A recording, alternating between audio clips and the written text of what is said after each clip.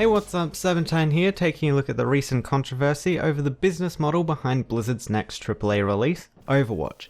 If you've been over to the game's official subreddit or even just been involved in the game's community, you've probably seen the backlash towards the game announcing that it will be following a buy-to-play business model, where you'll buy the main game for $40 or your regional equivalent, which for some people is getting a bit high, for instance Australians who will be paying $70. And while you can debate that's just economics and Australia's dollar is less than the US dollar, Australia's currency was only just on equal footing and actually worth more than the US dollar a few months ago.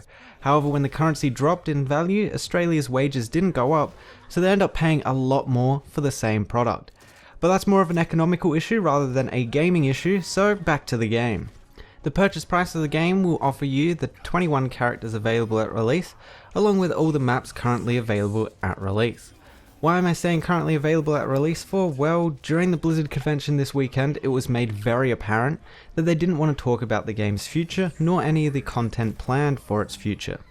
The key point when this was solidified was during the Overwatch Q&A, where Jeff Kaplan, Overwatch's game director, was asked, if you buy the retail release, do you get all the heroes forever, or do you buy more? The answer basically saying they don't know whether new heroes will be added or not, and they don't know if they'll be charging for it. In another interview, a developer was asked if there would be an in-game hero store, in which they replied, there will be no in-game hero store when the game releases. Well, yeah, of course there won't be, because at release there is only 21 heroes and you get them all via the purchase of the base game. It's not until you add a new hero that you would need to implement a hero store. The uncertainty of new purchasable heroes and the fact that there will be purchasable skins for heroes produces a weird mixing of the buy-to-play and free-to-play business model that seems like Blizzard may be double dipping, but of course we don't exactly know because of how vague the announcements and the Q&A answers actually were. The buy-to-play model also puts a lot of doubt in people's mind, along with the game only being purely multiplayer, as they compare to the recent AAA failures in Titanfall and Evolve, both of which were buy-to-play titles but had terrible follow-up content models that had communities split due to map packs in one instance and new content being way overpriced in another. While I doubt Blizzard will make the same mistakes, the information that has been released so far does look a little worrying. As for the debate between whether or not the game should be buy-to-play or free-to-play, well, it's a hard debate to even conduct, as Blizzard apparently doesn't even know what they're going to be doing with the game. Is the game going to have an expansive heroes lineup, or will it be set at its base 21? If there are more heroes, maps or game modes, will they be added to the game for free? As we don't really know all the details, all we can really do is take a look at what both of these models offer to the game.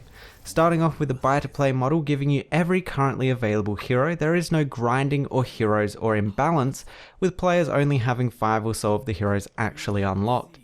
Being a first-person shooter, hackers are always a big problem. Having a higher entry price prevents hackers from just spamming new accounts and making the game unenjoyable for those match made with them. However, as we have seen with Counter-Strike Go, this still remains somewhat of a problem. The downside with a buy-to-play model though that a free-to-play model offers is ease of entry, which is extremely important when making a push for the esports scene, and they are definitely making a push for it with their spectator client. League of Legends and Dota 2 offers this ease of entry via their free-to-play business models. However, there is one outlier in Counter-Strike Go that achieves this by providing a very simple game with no abilities or classes that someone that doesn't even play the game can fully understand. The game's competitive matchmaking is also made significantly stronger with the increase of its player base that a free-to-play game allows. Frequent content updates like new heroes and new skins are also a part of the free-to-play business model, as that's where the game makes its money, and this is obviously more of a personal preference and actually a good display of the two different communities being involved in the one game. Both the MOBA community that likes variation via a continually growing hero roster and continually changing meta, and the class-based shooter community that are more about smaller, fixed and balanced character rosters. Obviously, different business models are better suited to each of these different game genres, but what do you do when you try to combine them? This is a question that Blizzard themselves aren't even sure of in terms of the actual game, rather than even considering the business model. However, they have already made a move towards the buy-to-play model, making it hard to go back on if they change their future content plans. In a market that is about to get flooded with new games in the same or very similar genre, and almost every single one of them being free to play, it is an odd competitive decision, especially with the release date still a long way off. It gives those other games like Lawbreakers and Paladins the perfect opportunity to capitalize on the market.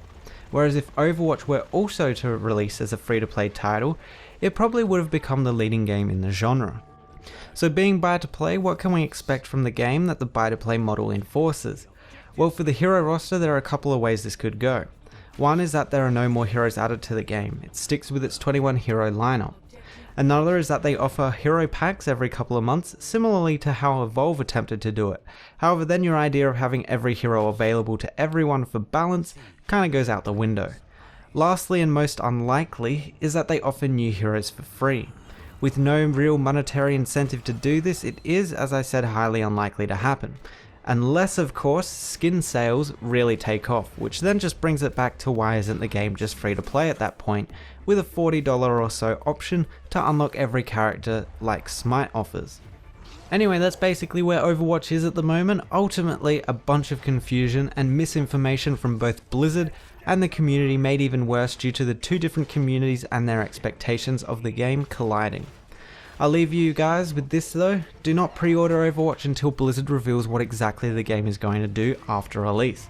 Their vagueness during their own convention should be a worrying sign, but they do have over 6 months to sort it all out. If you're pre-ordering for any of the bonuses, just remember that a pre-order right now is no different than pre-ordering a day before the game releases, except that hopefully by then you will be making a more informed purchase decision. That about does it, guys. Thanks for watching, and I hope this has helped or informed you in some way, and I'll see you guys next time.